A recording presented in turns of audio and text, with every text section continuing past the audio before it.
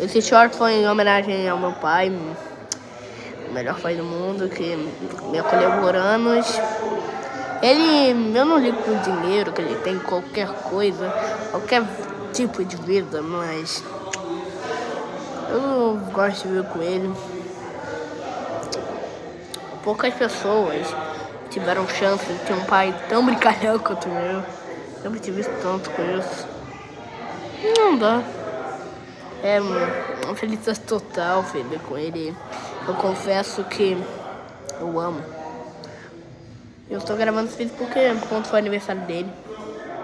41 anos de vida, feliz. Bem feliz. E eu quero que a vida dele seja boa. Como é que? Feliz aniversário, pai. Te amo. Tchau. Tchau.